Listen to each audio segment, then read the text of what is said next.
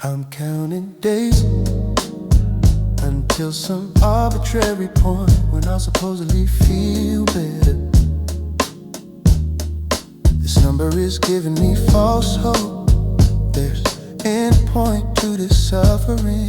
Every day is me waiting for healing that might never actually arrive. My number is artificial deadline I've created for grief that doesn't follow schedules. I'm on day 47 to 90 days when I'm supposed to feel better finally. This was recommended by someone who said 90 days changes everything. Every day I'm checking off, waiting for magical healing to begin. Finally I'm halfway through and feeling exactly the same as when I started it. This is giving me something to hold on to, but also setting me up for disappointment. My number assumes healing follows timelines when really it's completely unpredictable. Every day is me hoping tomorrow is a day everything suddenly improves. Why am I doing this when grief doesn't follow neat numerical progressions? Maybe because numbers give illusion of control over process I can't control. But this is dangerous when I'm expecting specific results by arbitrary deadline. Every day is me putting pressure on myself to heal by predetermined date. I'm counting down to healing that might never arrive on schedule I created. This number is giving me false hope that specific days will fix everything. Every check is me waiting for transformation that doesn't happen according to dates. My countdown might be setting me up for disappointment when deadline arrives unchanged.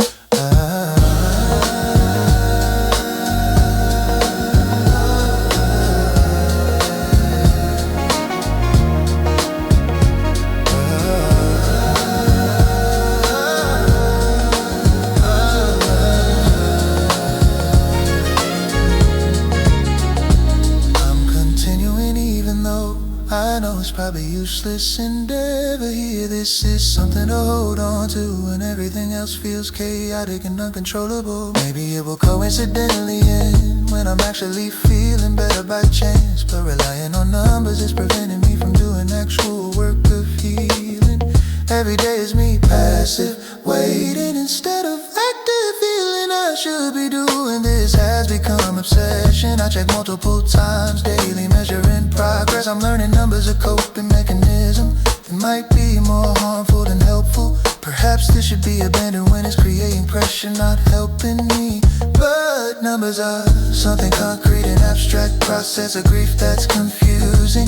Every day is me believing healing is destination I'll arrive at on specific date. I need to let go and accept healing doesn't follow schedules I create. I need to let go and accept healing doesn't follow schedules I create. I'm counting to healing that might never arrive on schedule I created here. This number is giving me false hope that specific days will fix everything. Every check is me waiting for transformation that doesn't happen according to dates. My countdown might be setting me up for disappointment when deadline arrives. Maybe when this ends I'll realize healing isn't destination but ongoing process.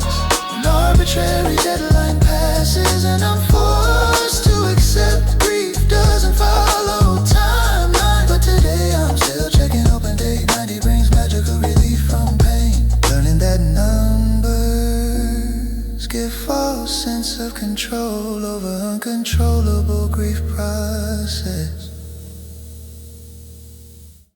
Desolation is complete emptiness when nothing exists our lives anymore. This barren state is loneliness, slowly streamless like being the only person alive. Every moment of desolation is me alone in wasteland without any light. My desolation is isolation, so complete. It's like world has ended around me. I'm living in desolation when nothing exists but emptiness and me alone. This barren state is loneliness, more extreme than any isolation. Every moment of desolation is me alone in wasteland without any life existing. I'm only person alive in this desolation where everything else has died. This complete emptiness is making me feel like survivor of apocalypse alone. My desolation is isolation, so extreme it's like being last person on earth. Every moment in barren state is me alone, without anything living around me. Why is desolation so complete when some life should exist somewhere still? Maybe because isolation is so extreme it feels like complete desolation. But this barren state is showing me desolation is loneliness beyond bearing. Every moment alone proof desolation is emptiness where nothing lives. Desolation is complete emptiness where nothing exists or lives anymore.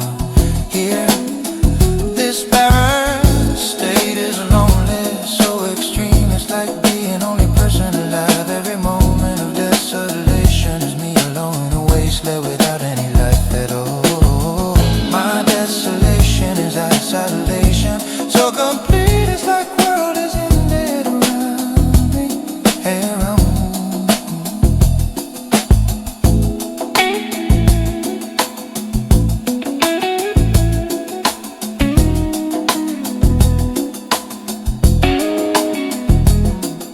Trying to find life, but desolation is too complete to escape from this barren state. Might be permanent when isolation is this extreme. Always maybe life will return, but desolation is all I can see right now here.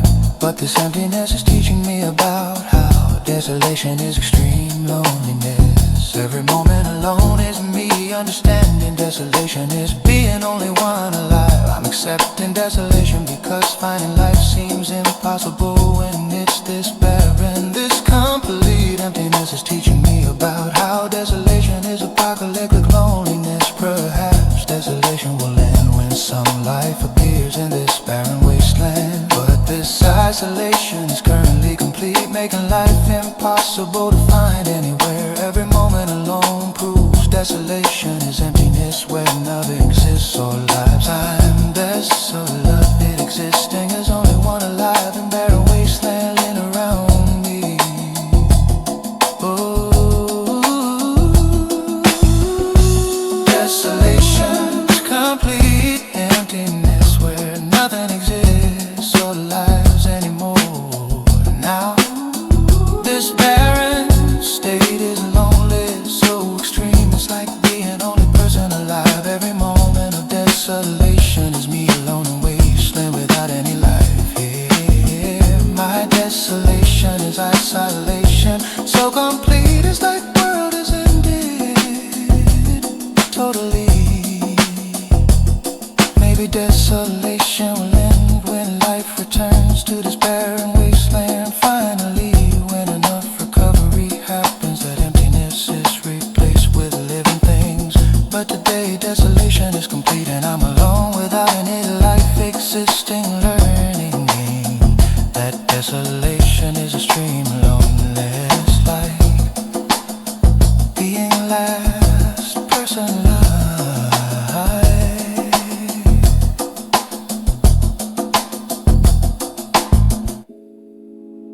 Our whole relationship was just dress rehearsal for your real life. I was practice before you found whoever you actually wanted. This dress rehearsal meant nothing to you, but everything to me. While I thought we were the show, you knew it was just practice. I gave you my best performance in this dress rehearsal we had, not knowing you were just going through motions before the real thing. This dress rehearsal relationship taught you what you wanted, then you left to find it with someone who wasn't just practice. I was your dress rehearsal, stepping stone to your actual future. While I believed we were building something real and lasting here, but dress rehearsals don't count, only the performance matters to you. How was I supposed to know I was just dress rehearsal practice when you acted like this was the real thing between us back then? This dress rehearsal revelation explains why you never fully committed. I was never meant to be permanent, just preparation for someone else. I was your dress rehearsal, practice before you found the real thing. You learned what you wanted from me, then left to get it elsewhere. This dress rehearsal broke my heart because I thought it was real. Why you always knew I was temporary training for your future.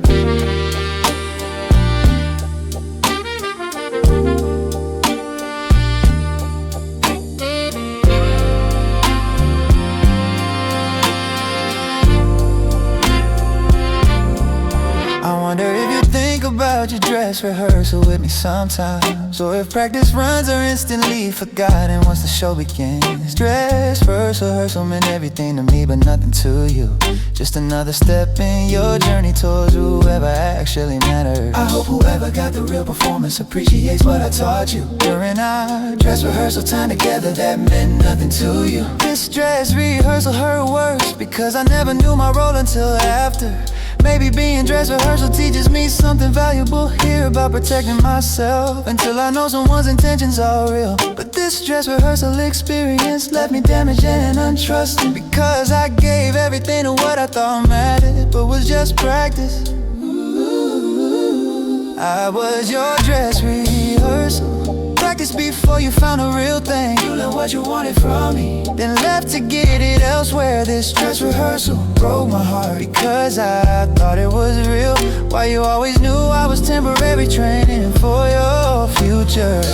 Next time I need to verify I'm the real show, not just dress rehearsal. Before I invest my heart in someone who's only practicing on me. This dress rehearsal taught me that some people use others for learning and discard them once they've served a temporary purpose here.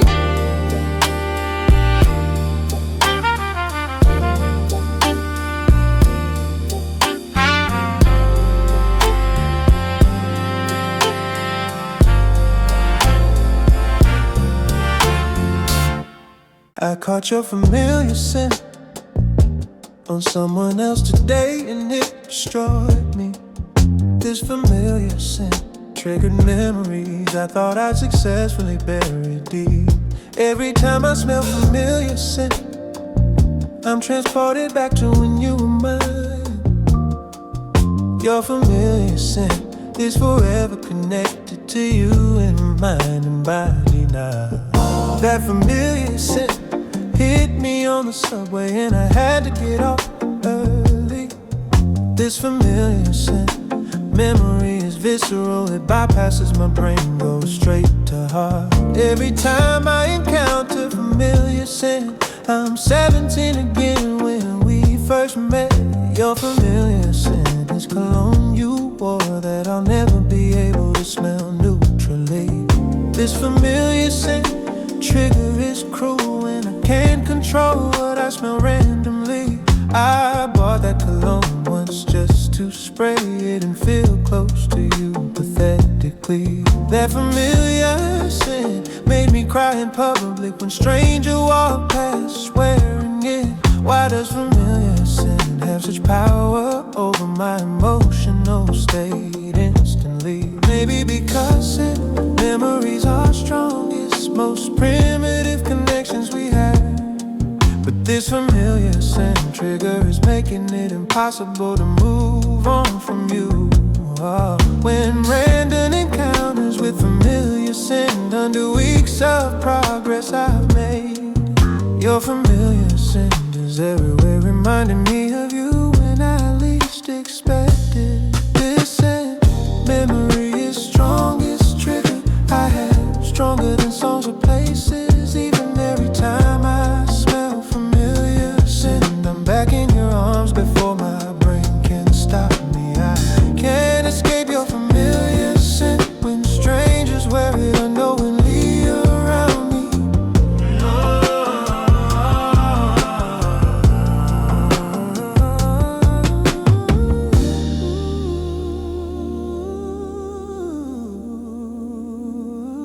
I'm avoiding places where familiar scent might find me unexpectedly now.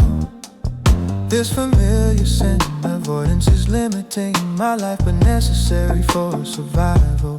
Maybe familiar scent will lose its power when enough time passes without you. But right now, familiar scent is devastating whenever I encounter it randomly here. This familiar scent connection might be permanent when smell and memory are linked. I'll probably never smell that scent again without thinking of you immediately, yeah. Your familiar scent is branded into my brain permanently, it seems like forever. Perhaps familiar scent trigger will fade when I make new associations with it. But this familiar scent memory is so strong, I can't imagine it ever weakening. When one whiff of familiar scent can transport me back to specific moments with you, yeah. Your familiar scent is power over me, I didn't know was possible before this. Your familiar scent is everywhere, reminding me of you when I least expect it. This scent memory is strongest trigger I have, stronger than songs or places. Even every time I smell familiar scent, I'm back in your arms before my brain can stop me. I can't escape your familiar scent when strangers wear it unknowingly around me.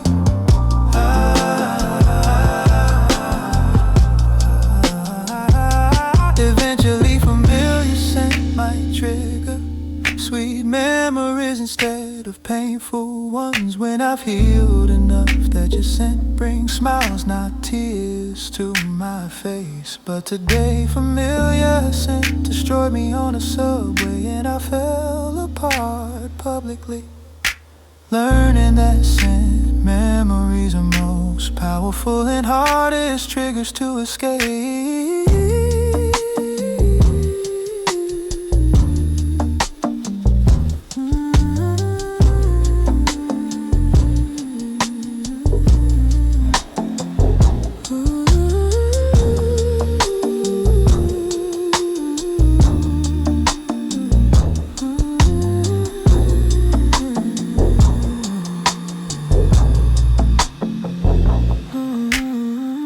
I'm still a fool for you, even after everything you've done. My heart won't listen to my head telling me to walk away. Being a fool for you is destroying me, but I can't stop myself. This foolish love I have for you is stronger than my common sense. Everyone tells me I'm a fool for you, and they're absolutely right. You hurt me repeatedly, but I keep coming back for more. Being a fool for you means ignoring every red flag you wave and believing you'll change when history proves you never will. I know I'm a fool for you, but no one doesn't make me stop loving you. This foolish devotion I have overrides logic, reason, and self-preservation. I'm a fool for you, and I've accepted that's just who I am right now. Why am I such a fool for you when you don't deserve my loyalty? You've proven repeatedly you're not worth the pain I'm enduring. But being a fool for you means I can't control my heart's decisions, even when my mind is screaming at me to let you go finally. I'm a fool for you, giving chances you don't deserve repeatedly here.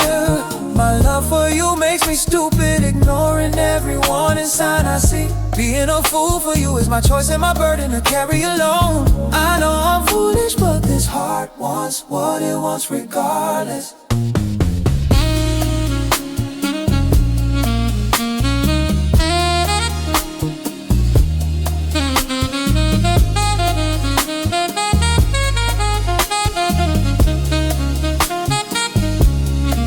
I'll wear this label proudly. I'm a fool for you and I don't care. Maybe being a fool for you is better than being smart and alone. This foolish love might destroy me, but at least I'm feeling something. Better to be a fool for you than numb and safe with someone else. People judge me for being a fool for you, but they don't understand this kind of love that makes you foolish despite knowing better. I'm a fool for you and I'll probably stay one until you completely break me.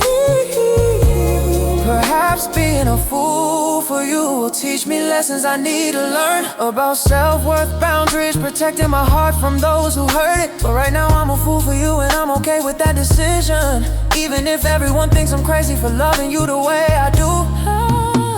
I'm a fool for you, giving chances you don't deserve repeatedly here. My love for you makes me stupid, ignoring every warning sign I see.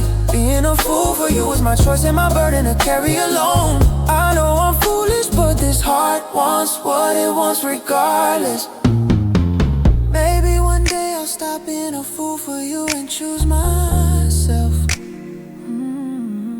When the pain finally outweighs the love keeping me attached here. But today I'm still a fool for you, accepting whatever you give me.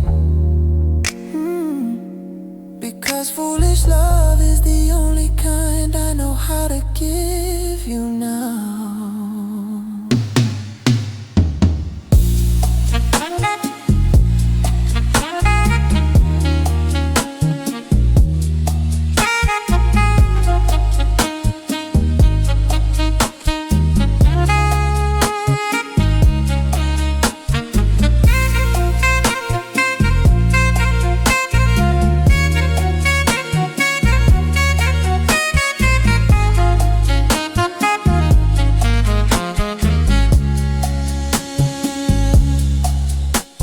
I saw you at the grocery store today, and pretending not to notice you there.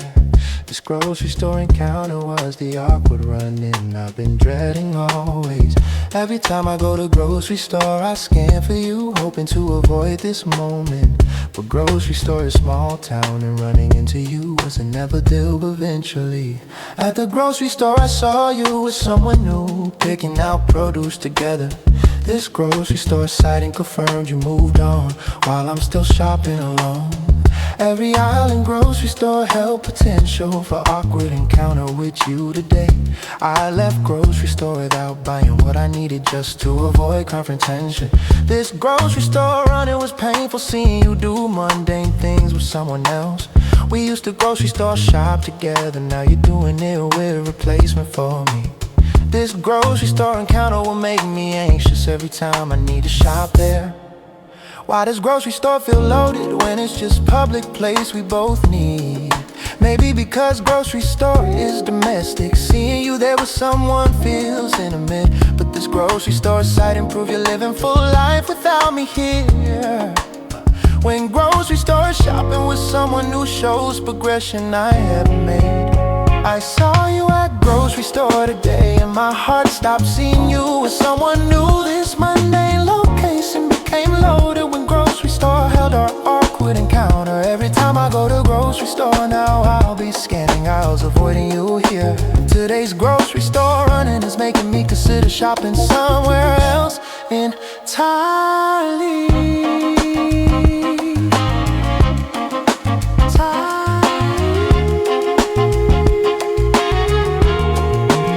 I wonder if you saw me at grocery store, or if you were too absorbed with them. This grocery store moment was one-sided devastation while you seemed perfectly fine. Maybe I should have said hello at grocery store instead of fleeing like I did. But grocery store confrontation felt too scary when you were with someone new there. This grocery store is our store, I don't wanna give it up because you shop there. But grocery store anxiety is real now after today's awkward encounter with you. I'm debating driving further to different grocery stores just to avoid seeing you again. Perhaps grocery store encounters will become normal when enough time passes here.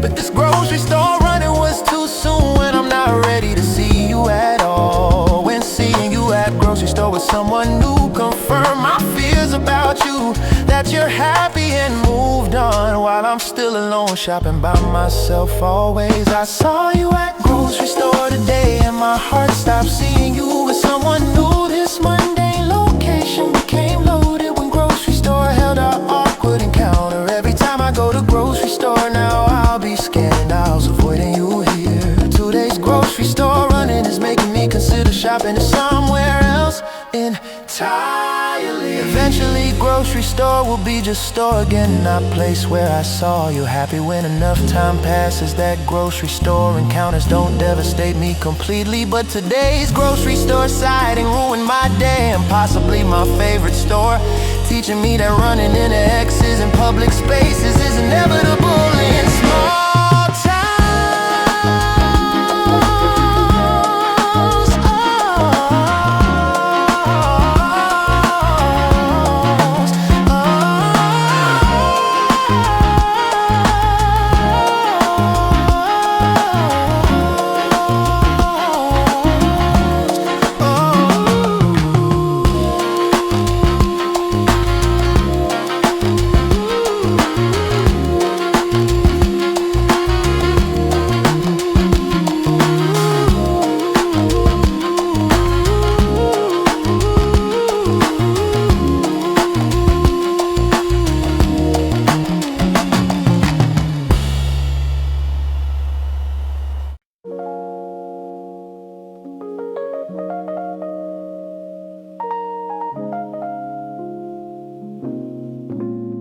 Hey, hey, hey, hey.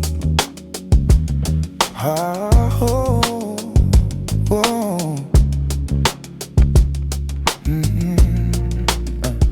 I'm jealous of nothing, jealous of the peace you seem to have found without me.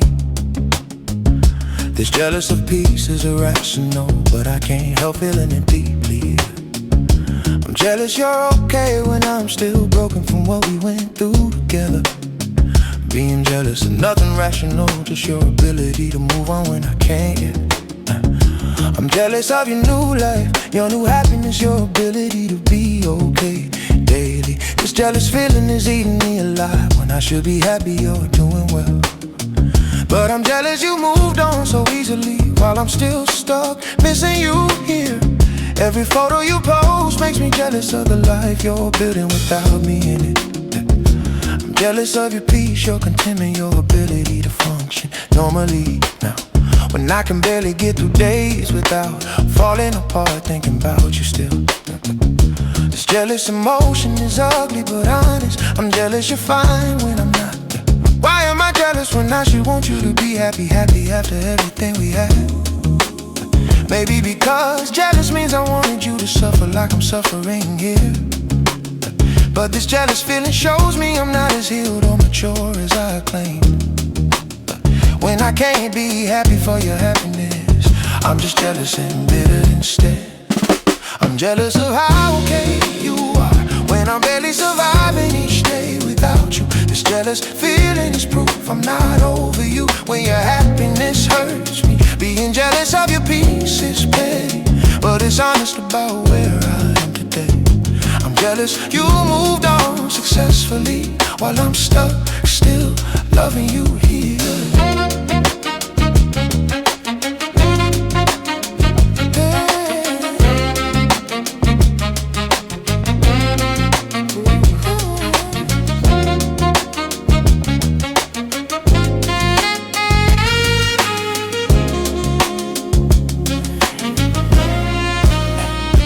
Jealous of whoever gets the best version of you, the one I never got to see. This jealous thought is toxic but true. I'm jealous they get what I didn't receive. Every improvement you make makes me jealous because I wanted to see that growth. But you say you're becoming better for after me, which makes me jealous and resentful. Maybe being jealous is part of grief, and I need to feel it without judgment here. But this jealous emotion is uncomfortable when I wanna be bigger than jealousy. I'm jealous and I'm owning it, even though it's not pretty or noble to admit. Perhaps being jealous is natural when someone you loved is thriving without you. But this jealous feeling is showing me I haven't let go emotionally yet at all. When your happiness threatens mine, it makes me jealous instead of genuinely glad. And I'm still too attached to be happy for you. I'm just jealous and hurt instead.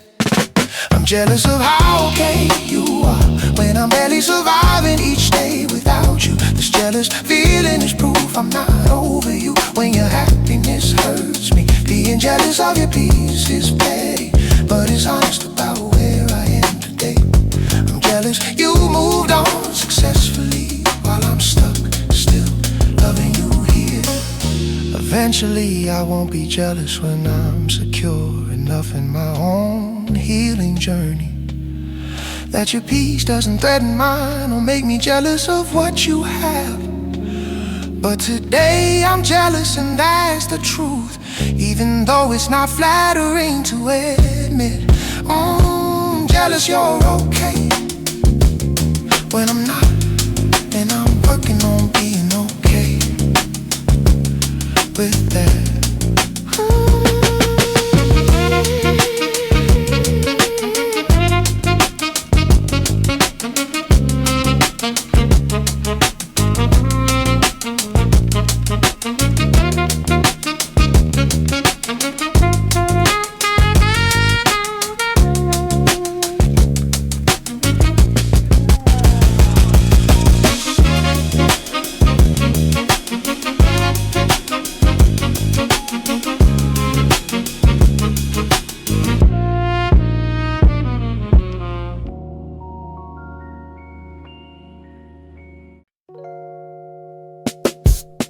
Yeah.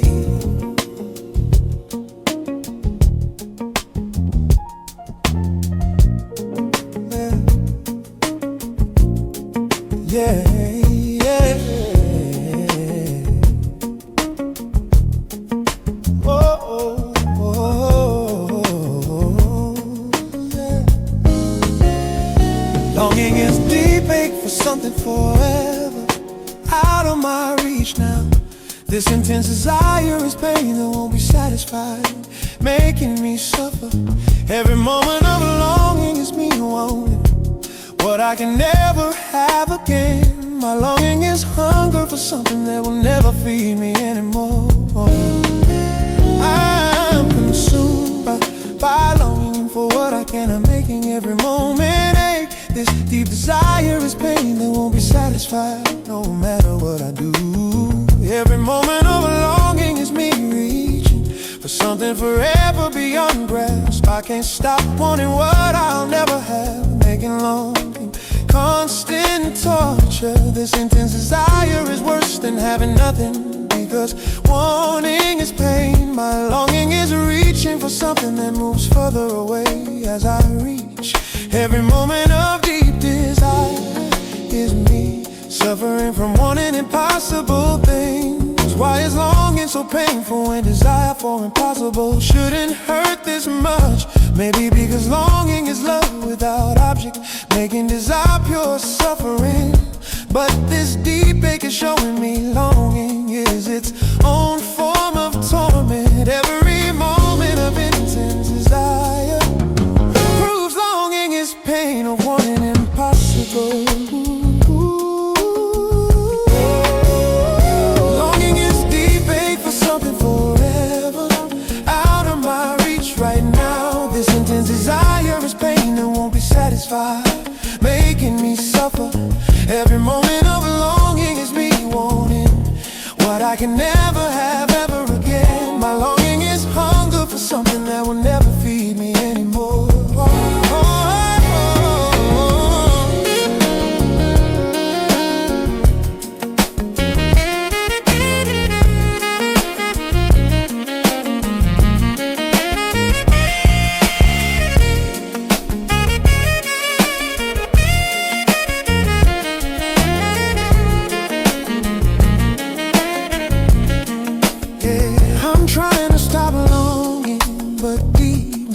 Too strong to overcome. This intense ache might be permanent when I'll always want what I can't have. Maybe longing will fade, but deep desire is all I can feel right now. But this ache is teaching me about how longing is painful form of love. Every moment of intense desire is me understanding longing won't be satisfied. I'm accepting longing because stopping it means letting go of wanting you. This deep ache is teaching me about how longing is pain of impossible desire. Perhaps longing will fade when I accept I can have what I'm desiring.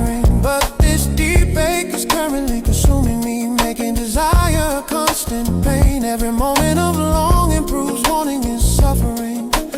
When it's impossible, I'm longing, accepting deep desire might be permanent ache I carry forever. Longing is deep, babe. Longing is deep, ache for something forever, out of my reach anymore. This intense desire is pain that won't be satisfied, making me suffer. Every moment of longing is me wanting what I can never have ever again. My longing is hunger for something that will never feed me ever. Maybe longing will fade when I stop desiring what I can never have. When enough acceptance comes, that deep ache is replaced with peace. But today longing consumes me, and intense desire is all I can feel. Learning that longing is painful ache for something forever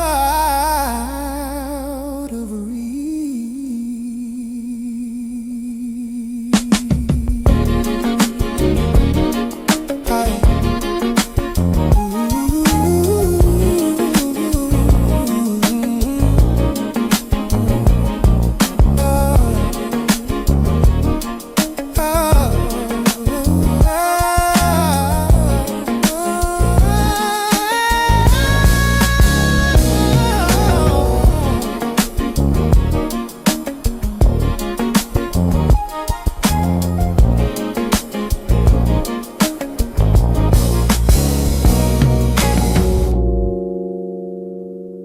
You moved on too fast after we ended,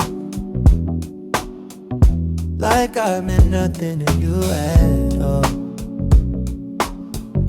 1 week and you're already with someone. You moved on too fast and it kills me. Ooh. We were together for 3 whole years, yeah. But you moved on too fast like it was nothing. How did you replace me in just days when I'm still here broken and alone? You moved on too fast, it's suspicious now.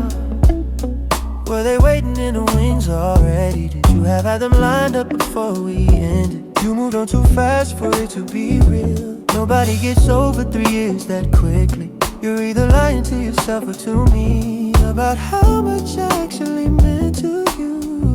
You moved on too fast, proves I didn't matter. But we had meant nothing if you're fine already. I'm still dying while you're out there driving. You moved on too fast and I'm stuck here broken. Ooh, you moved on too fast and I'm stuck here broken.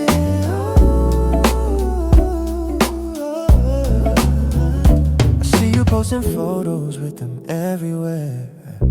You moved on too fast and you're flaunting, yeah. Do you even think about me anymore? Or did you erase me completely from your mind? You moved on too fast and that tells me everything I need to know about us, really. I was more invested than you ever were. You moved on too fast and I'm angry about it. How dare you be happy when I'm suffering? You moved on too fast like I never existed, while I'm here picking up pieces of myself. You moved on too fast, proves I didn't matter. But we had meant nothing if you're fine already. I'm still dying while you're out there thriving. You moved on too fast and I'm stuck here broken. Ooh, you move fast, too fast, and I'm stuck here broken.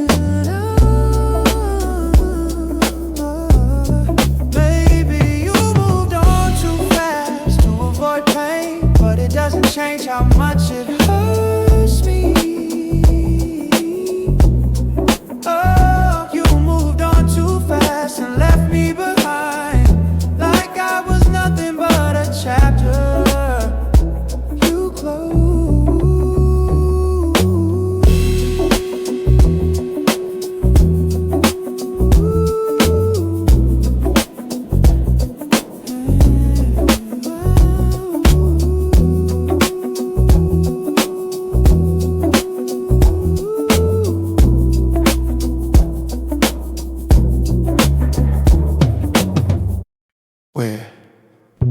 of tune with each other more every single day. We used to harmonize, now clashes and sounds wrong here. This out of tune dissonance is painful to my ears constantly. We need tuning, but neither of us knows how to fix this anymore. I remember when we were perfectly in tune with each other. Every note we played together created beautiful harmony then. But now we're out of tune, jarring and uncomfortable to hear. This out of tune quality has infected every interaction we have. I try to adjust my pitch to match yours, but it never works. We're out of tune fundamentally, not just slightly off key. Something has shifted, that simple tuning won't repair anymore. How did we go from perfect harmony to being so out of tune that being together actually hurts instead of bringing pleasure? This out of tune state suggests we've changed incompatibly somehow. And maybe no amount of adjustment can bring us back insane. We're out of tune now. Every interaction sounds wrong and harsh. What used to be music between us is just noise and discord today. This out of tune dissonance proves we've grown incompatible here. And I don't think we can tune our way back to harmony anymore.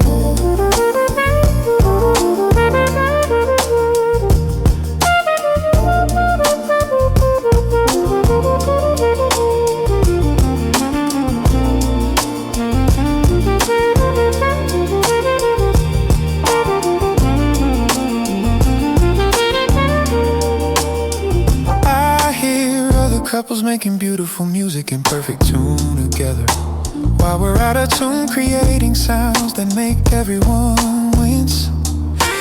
Maybe some instruments just aren't meant to play together long term. And we're out of tune because we were never compatible to start. I'm tired of pretending this out of tune sound is acceptable to me. When it grates on my nerves, it makes me wanna cover my ears. This out of tune relationship is unsustainable for much longer now. Perhaps being out of tune is permanent, not something we can fix, because we've each changed in directions that don't align anymore. This out of tune quality is the truth finally revealing itself to us. We were never meant to play in the same band together forever. We're out of tune now. Every interaction sounds wrong and harsh. What used to be music between us is just noise and discord today. This out of tune dissonance proves we've grown incompatible here. And I don't think we can tune our way back to harmony anymore.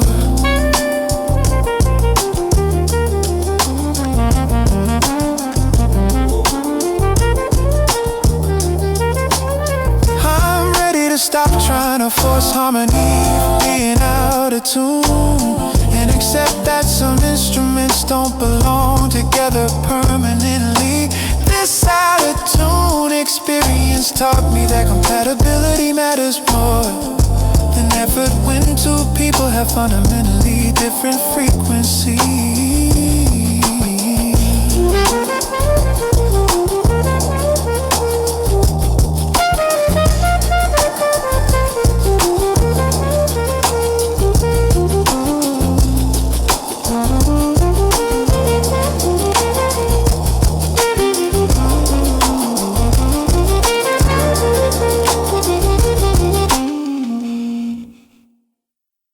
The power went out tonight and I'm sitting in dark thinking of you. This blackout is forcing me to be alone with thoughts without any distractions. Every candle I light reminds me of romantic dinners we had during storms before. My power outage is stripping away all the distractions I used to avoid grieving you. I'm sitting in darkness, unable to scroll through phone or watch television to numb pain. The sight of just forcing conference with thoughts I've been avoiding through constant distraction. Every moment of darkness is me alone with grief. I usually keep buried under digital noise. I can't charge my phone to text friends or stream anything to make time pass faster here. This blackout is showing me how dependent I've become on technology to avoid feeling things. My candles are flickering and all I can think about is you, which is what I've been avoiding. Every hour of darkness is me realizing I've been running from grief instead of processing it. Why does power outage make me face feelings when usually I can distract myself constantly? Maybe because darkness removes all the tools I use to avoid sitting with my emotions. But this outage is temporary and tomorrow I'll go back to numbing myself with screens. Every moment of blackout is me getting a glimpse of how much I'm hurting underneath. This power outage is forcing me to sit with grief I've been avoiding through distraction. My darkness tonight is stripping away all the coping mechanisms I rely on daily. Every candle lit is reminder I'm alone with thoughts I usually keep buried under noise. I'm sitting in blackout, realizing how much I've been running from actually feeling this lost.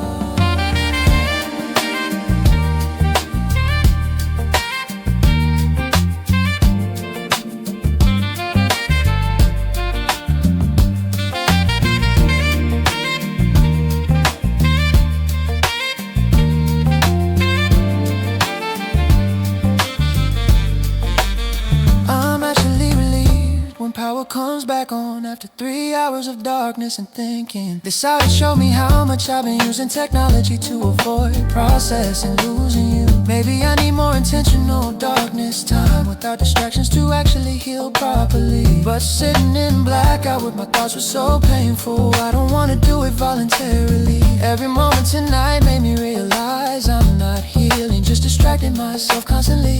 I'm gonna turn on every device now and numb myself from inside. Black gave me this power outage was accidental therapy session I didn't want but probably needed badly.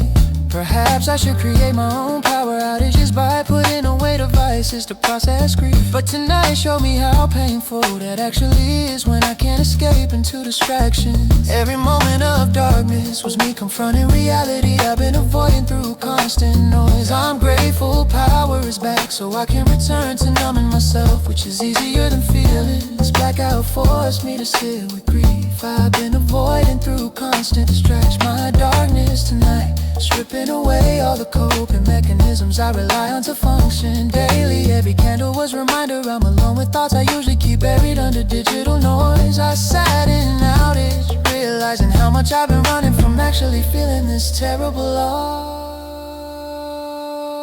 Maybe I'll be braver and create intentional darkness to process what I'm avoiding always. When tonight showed me I need to face grief instead of burying under constant distraction. But for now power is back and I'm scrolling through phone to forget insights I gained. Learning that sometimes power outage is exactly what you need to see what you're avoiding.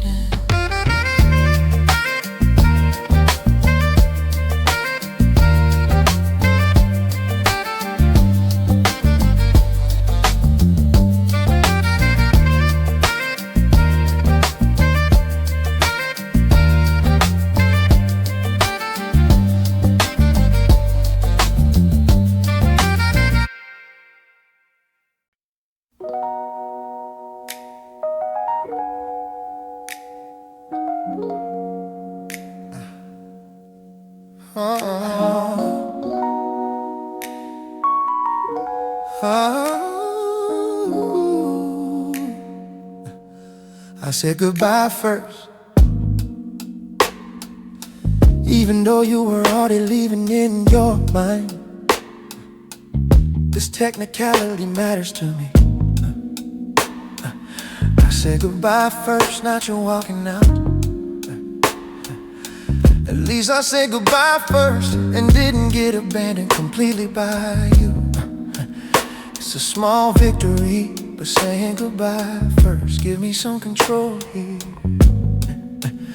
Ooh, ooh, ooh. I said goodbye first when I saw you were already gone emotionally from us. You were planning your exit, but I said goodbye first and beat you to it.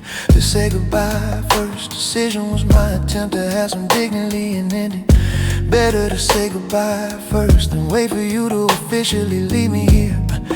People think you left me, but I said goodbye first, technically speaking. Even though we both know you'd already left long before I said the words. To say goodbye first, claim is thin, but it's the only control I had then. Doesn't matter that I said goodbye first when you were leaving anyway. Maybe not to you, but to me.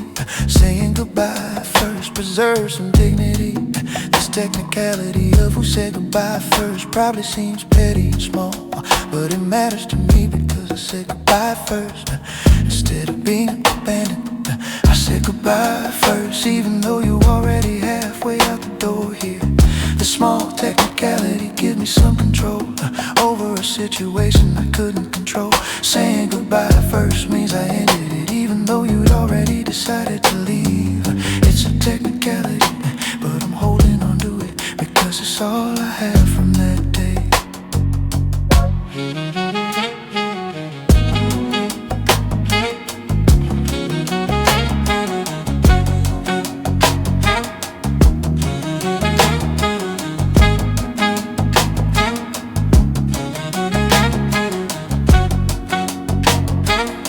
Looking back, saying goodbye first might have been me trying to save face. Instead of waiting for you to officially end it, I said goodbye first publicly. To say goodbye first story is what I tell people to feel less abandoned. But the truth is you left me emotionally long before I said goodbye first. Maybe saying goodbye first was me taking back power in a powerless situation. Or maybe it was just pride making me say goodbye first to avoid rejection. Either way I said goodbye first, and I'm clinging to that fact desperately now. Perhaps who said goodbye first doesn't actually matter in the end at all, but to me it matters because I said goodbye first, and that means something. This technicality might be meaningless, but it helps me feel less pathetic than if I just sat there waiting for you to officially say goodbye to me. I said goodbye first, even though you were already halfway out the door here. The small technicality give me some control over a situation I couldn't control. Saying goodbye first means I ended it, even though you'd already decided to leave. It's a technicality, but I'm holding on to it because it's all I have from that day. Eventually, who said goodbye first? Won't matter when I heal from this, but today it matters to me that I said goodbye first, not you leaving me. Small control over the narrative helps me maintain some dignity here, so I'll keep saying I said goodbye first, even it's technically misleading.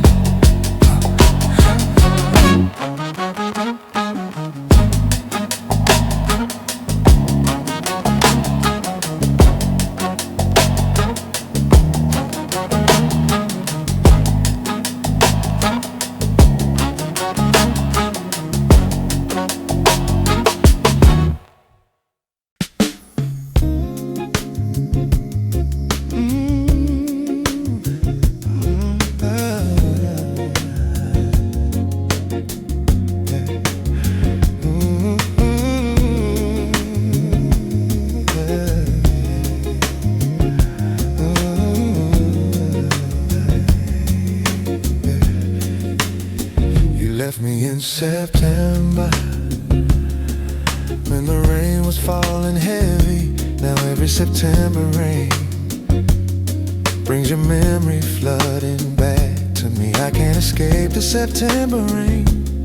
No matter where I go from here, it follows me annually, reminding me of when you walked away. The drops on my window sound like your footsteps leaving me behind. This September rain has become the soundtrack to my heartbreak. Now I remember remember standing in the doorway, watching you disappear that day, while September rain soaked through my clothes and mixed with tears. Every year when autumn comes, this September rain returns to haunt me, bringing back the smell, the sound, the feeling of losing you completely. I've tried to love September rain again, but it only knows you're leaving. Time was supposed to heal the wound that September rain reminds me of, but every year it opens up again, fresh as the day you walked away. This September rain is eternal.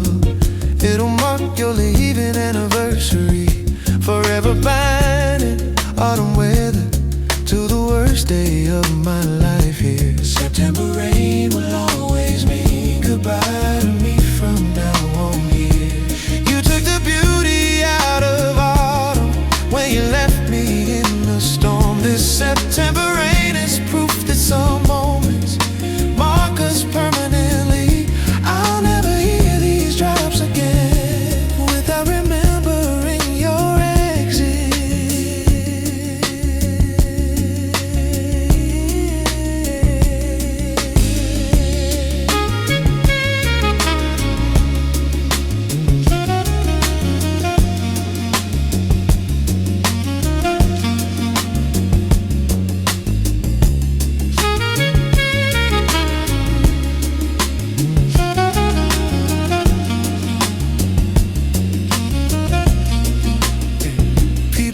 September rain is peaceful, cleansing, washing things away. But to me, September rain is violent, full of loss and abandonment.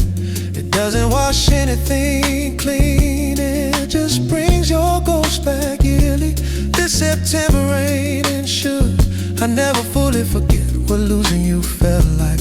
I moved on in many ways, built a new life without you in it. This September rain proves you're still on a piece of me forever. No matter how much time passes, autumn will always belong to your memory. Maybe eventually September rain will just be weather, nothing more. Not this emotional trigger that brings me back to that terrible day. But this September rain has marked me deeper than I want to admit. And I don't think I'll ever hear it without thinking about you leaving. September rain will always mean goodbye to me from now on here. You took the beauty out of autumn when you left me in the storm. This September rain is proof that some moments mark us permanently. I'll never hear these drops again without remembering your exit.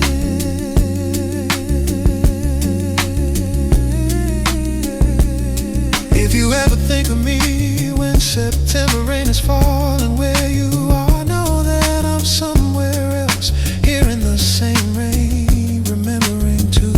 This September rain connects us across distance and time and separation. The one thing we still share, even though we share nothing else anymore.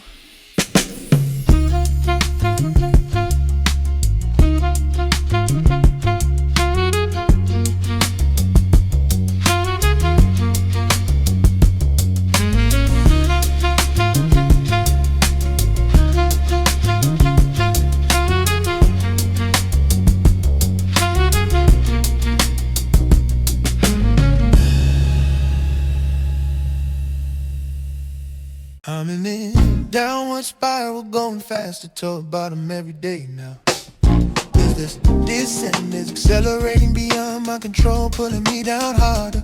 Every attempt to stop spiral fails, making fall faster and more violent. My spiral is inevitable, crash waiting to bottom. I'm racing toward now. I'm spiraling downward faster each day, unable to slow my descent here. This fall is accelerating beyond any ability I have to control its speed. Every attempt to stop spiral makes me fall faster toward inevitable bottom. I can see crash coming, but spiral has momentum too strong to stop now. This downward motion is consuming me as I spin toward destruction below. My attempts to grab anything fail because spiral is too fast to catch hold. Every revolution is faster than last one, proving I'm accelerating toward end. Why am I in spiral when I should be stopping descent before hitting bottom? Maybe because downward motion has momentum that's stronger than ability to stop. But the spiral is showing me crash is inevitable when I can't slow down. Every revolution down is bringing me closer to bottom. I'll eventually hit hard. I'm in downward spiral, going faster toward bottom every single day now. This descent is accelerating beyond my control, pulling me down harder each time.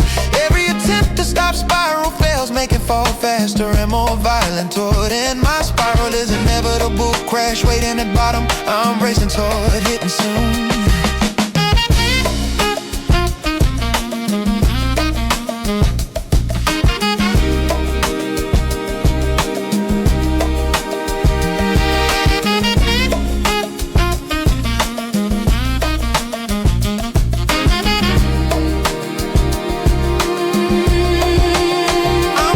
Stop spiral, but momentum is too strong to overcome alone. This downward acceleration continues regardless of desperate attempts to slow it. Maybe someone will stop my spiral, but I'm going too fast for rescue now. But this descent is showing me I'm heading toward crash I can't prevent. Every revolution is faster, proving spiral is out of control completely now. I'm accepting crash is coming because spiral can't be stopped at this point. This descent is teaching me about how downward momentum becomes unstoppable force. Perhaps spiral was slow before bottom, but acceleration suggests crash is coming. But this downward motion is too fast to stop, making inevitable and approaching. Every revolution is bringing me closer to bottom, where I'll hit violently soon. I'm in spiral, knowing crash is coming, but unable to stop momentum pulling down. I'm in downward spiral, going faster toward bottom every day passing. Now this descent is accelerating beyond my control, pulling me down harder constantly. Every attempt to stop spiral fails, make it fall faster and more violent toward end. My spiral is inevitable, crash waiting at bottom. I'm racing toward hitting hard.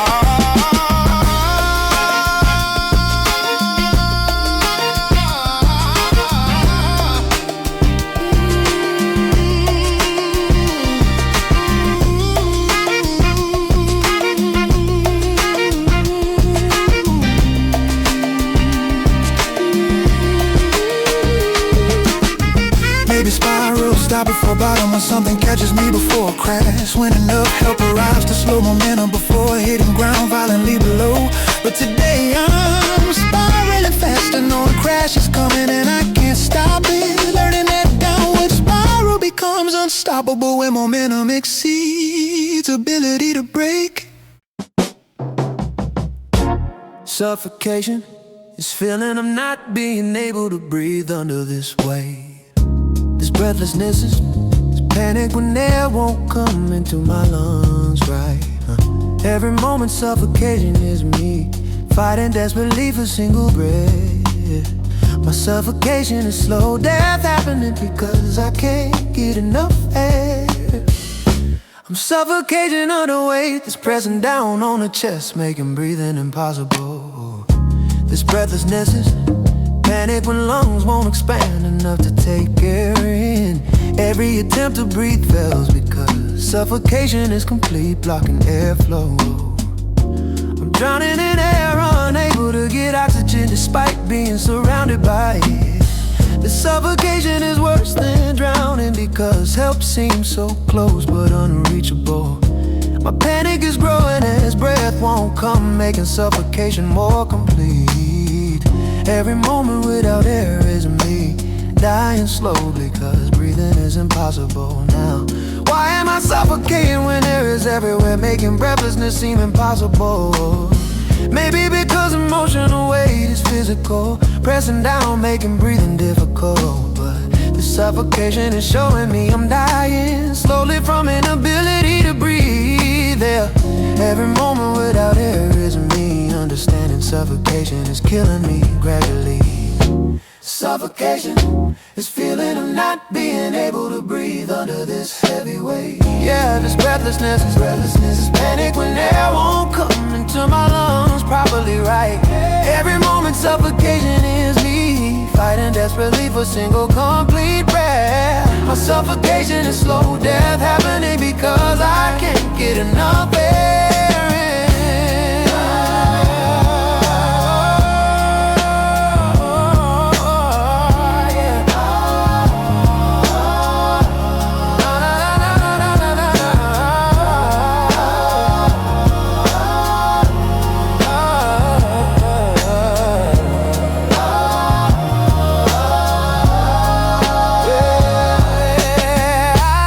Trying to breathe, but suffocation is too complete to get air in the lungs. This breathlessness might kill me when air won't come, no matter how I try. Maybe suffocation will end, but right now every breath is desperate struggle. But this breathlessness is teaching me about how emotions manifest as physical symptoms. Yeah, every moment without air is me understanding suffocation is real, not imaginary. I'm accepting breathlessness because fighting it makes suffocation worse somehow, y'all. This lack of air is teaching me about how emotional pain stops you from breathing. Perhaps suffocation will end when weight is lifted, allowing breath to return. But this breathlessness is currently killing me, making air impossible to get. Every moment without breath proves suffocation is real, physical manifestation. I'm suffocating, accepting breathlessness might kill me before air returns again. Suffocation, this feeling of not being able to breathe under this weight here. Yeah, this breathlessness is panic when air won't come into my lungs right at all. Every moment suffocating is me fighting desperately for single breath of air. My suffocation is slow death happening because I can't get enough air ever. Maybe suffocation will end when weight is removed, allowing me to breathe normally. When enough relief comes that air returns to lungs, making breath possible again. But today, suffocation is killing me. Every breath is desperate struggle, learning that suffocation is real when emotional weight makes breathing impossible.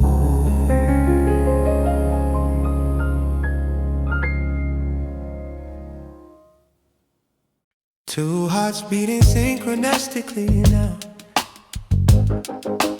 How did we align so perfectly? See the rhythm matching effortlessly.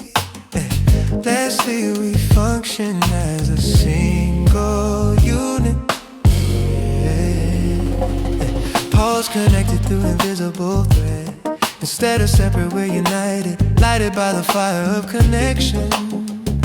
Affection demonstrated through our sync. Think as one, though we're two people.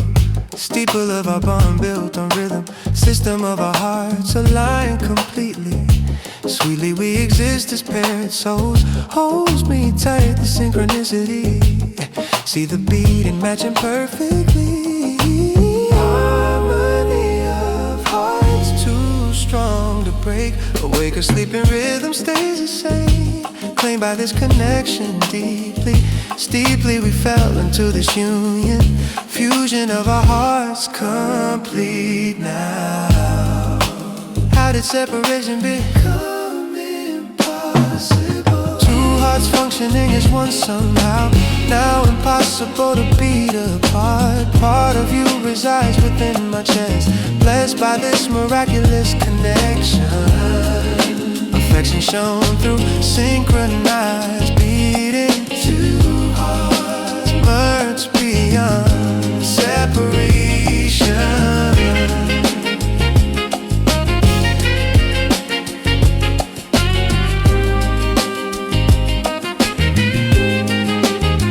Connected at a level deeper than thought. Fought against this bond initially. Really we were meant to be aligned. Find our rhythms matching naturally. Naturally our hearts communicate.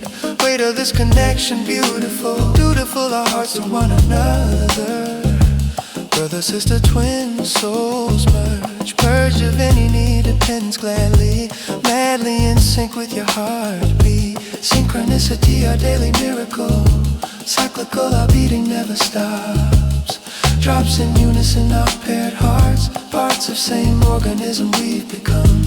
Numb to separation, impossible now.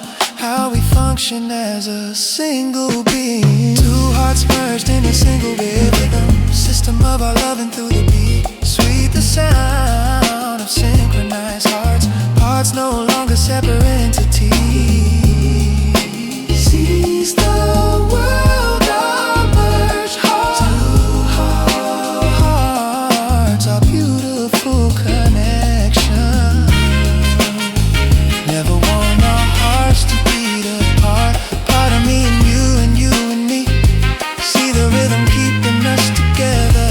Weather any challenge united. Sight to this connection from the start. Two hearts merged forever now.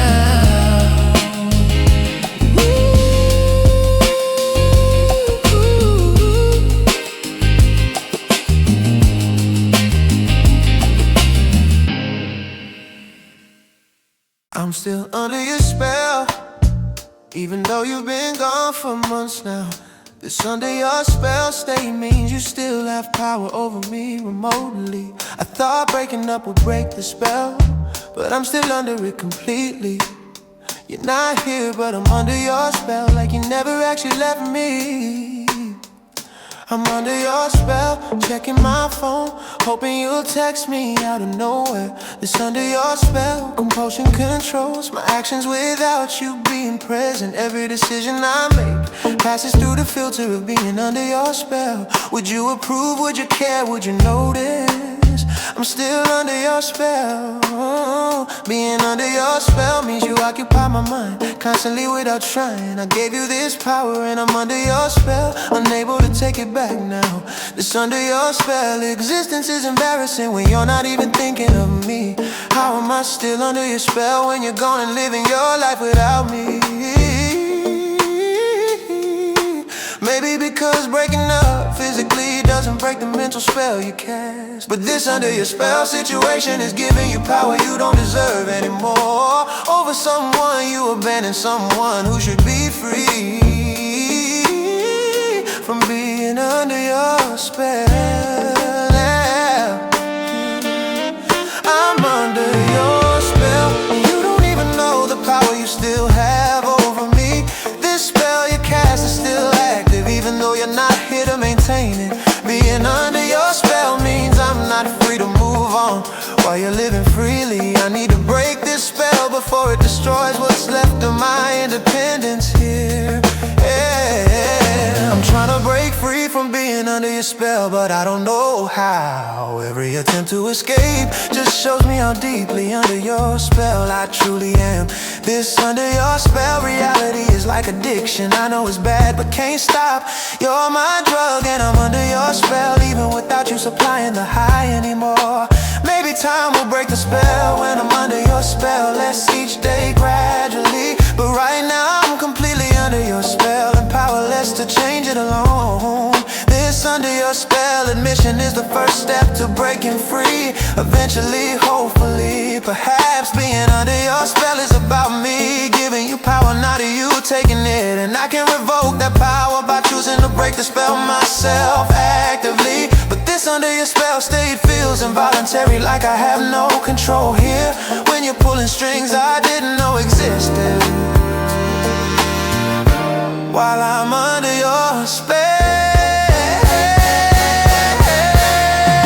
I'm under your spell, and you don't even know the power you still have over me. This spell you cast is still active, even though you're not here to maintain it. Being under your spell means I'm not free to move on. While you're living freely, I need to break this spell before it destroys what's left of my independence here. Eventually I'll break free from being under your spell when I'm strong enough to reclaim the power I gave and take control of my own thoughts again. But today I'm still under your spell and working on breaking it one day at a time.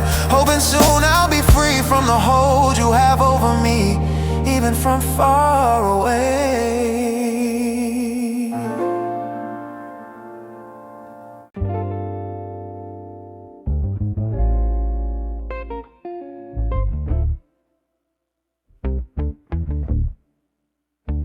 I gave you best years of my life and you threw them away like they meant nothing. These years I invested in us were completely wasted when you decided to leave anyway. Every moment I spent building our future was time I'll never get back, that's gone forever. My wasted years with you was something I'll regret forever, because I could have spent them differently. I'm calculating all the time I spent on you, realizing those years are gone and wasted completely now. These best years of my life were invested in someone who was always planning to leave me eventually. Every moment I chose you over opportunities. This moment I'll never get back to choose differently now. I turn on jobs, moves, chances for growth, because I was building future with you that never existed. These wasted years are haunting me, because I'll never be this young again with this much potential ahead. My time with you was an investment, it was lost because you took my best years and left anyway. Every year I spent devoted to you is year I could have been doing literally anything else but this. Why did I waste my best years on you when I could have been building actual future, not imaginary one? Maybe because I genuinely believed you were forever, so investing time seemed wise, not wasteful then. But these years are gone forever and I'll never get them back, no matter how much I regret giving them. Every moment I spend on you is moment I'm mourning now, because that time is permanently wasted forever. I gave you best years of my life and you threw them away like they meant absolutely nothing to you. These years I invested in building our future were completely wasted when you decided to leave anyway. Every moment I spent choosing you over opportunities. This time I'll never get back, that's gone forever. My wasted years with you are something I regret forever, because I could have spent them so differently.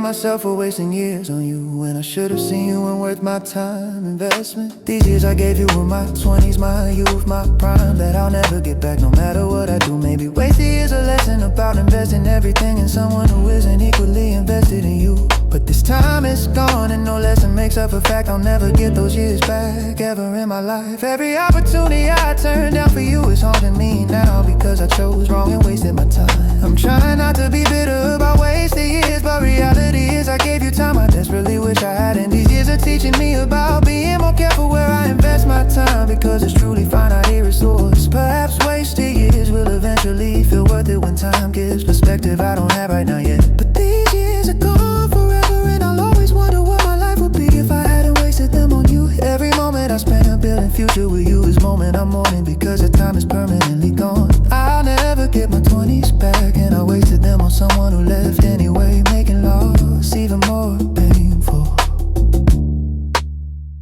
I gave you best years of my life and you threw them away like they meant absolutely nothing at all. These years I invested in building our future together were completely wasted when you decided to leave me. Every moment I spent choosing you over opportunities. This time I'll never get back, that's gone foreverly. My wasted years with you was something I regret forever, because I could have spent them doing anything else.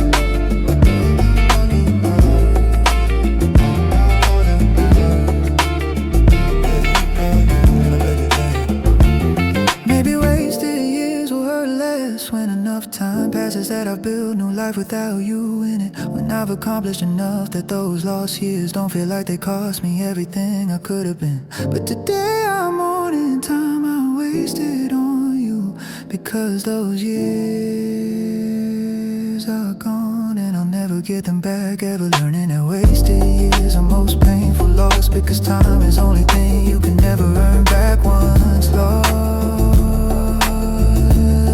I wasted differently.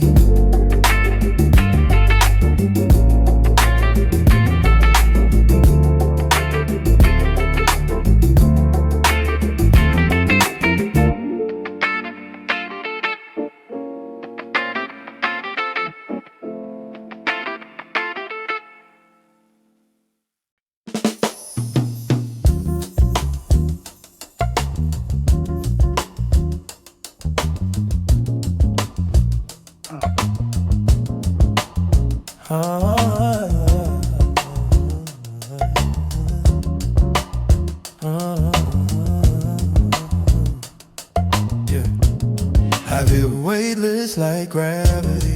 Stop holding me to ground me. This floating is disorienting when I need anchor to keep me stable. Every moment without weight is me drifting away from reality completely. My weightlessness is terrifying when nothing tethers me to earth anymore. I'm experiencing weightlessness as if gravity released me suddenly without a warning. This floating is making me drift away from everything solid I need for stability. Every moment without weight is disorienting when I'm untethered from ground completely. I need gravity to function, but I'm floating away from everything grounding me here. This weightlessness is worse than heaviness, because floating means losing all control. My lack of weight is making me drift in a space where I can't survive alone. Every moment of floating is me losing connection to reality I desperately need. Why am I weightless when I need gravity to keep me grounded and stable?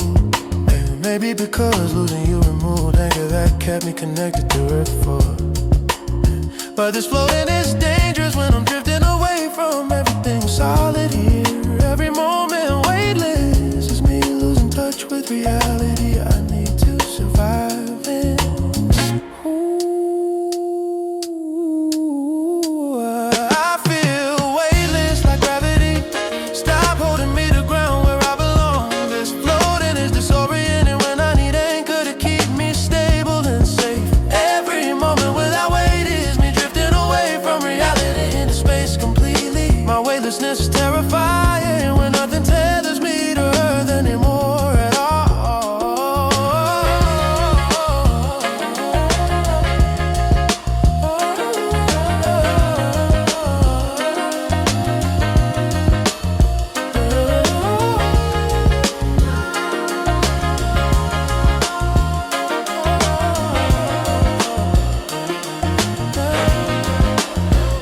Trying to find weight again, but nothing anchors me to ground anymore.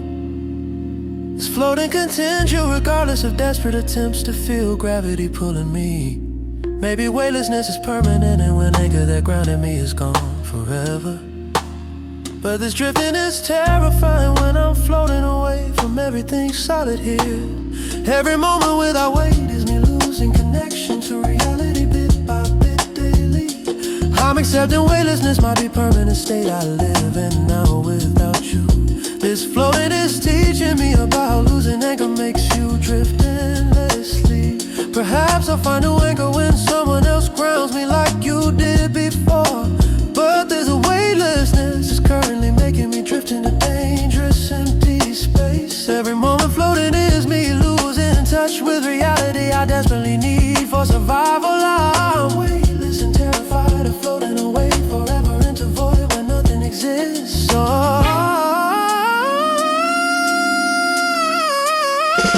I feel weightless like gravity.